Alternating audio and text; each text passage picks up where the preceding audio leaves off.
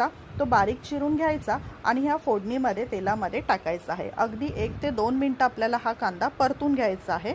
1 ते 2 मिनिटांनंतर कांदा चांगला फ्राय करायचा आणि आपण जी पेस्ट आता मिक्सरमध्ये दळून घेतली होती कांदा आणि टोमॅटोची, ती पेस्ट आपल्याला काय करायची आहे, ह्या फोडणीमध्ये आता ॲड करायची आहे। ह्या फोडणीमध्ये आपल्याला आता ही पेस्ट टाकून घ्यायची आणि अगदी ह्याला जे आहे तेल सुटेपर्यंत, ह्या ग्रेव्हीला तेल सुटेपर्यंत आपल्याला ही फ्राय करून घ्यायची आहे कांदा टोमॅटोची पेस्ट। ह्यामध्ये थोडंसं मीठ टाकून घ्यायचं जेणेकरून ही पेस्ट लवकर फ्राय होते।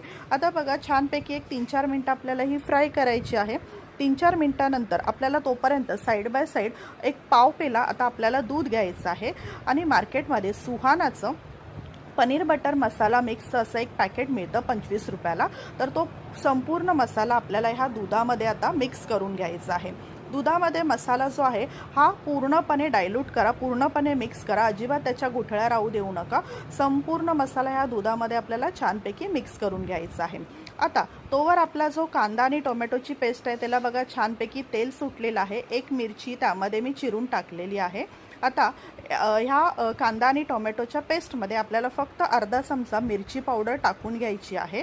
तर ह्यामध्ये कांदा टोमॅटोच्या पेस्टमध्ये आपल्याला मिरची पावडर टाकल्यानंतर मिरची पावडर इथे ॲड केलेली आहे आणि ती फक्त 1 ते 2 मिनिटं परतून घ्यायची आहे, म्हणजे त्याला पण छानपैकी तेल असं सुटेल। आता ह्या कांदा टोमॅटोच्या पेस्टमध्ये आपण जो दुधामध्ये मिक्स केलेला मसाला आहे, जो सुहानाचा मसाला आता मी ह्यामध्ये ॲड करून घेणार आहे।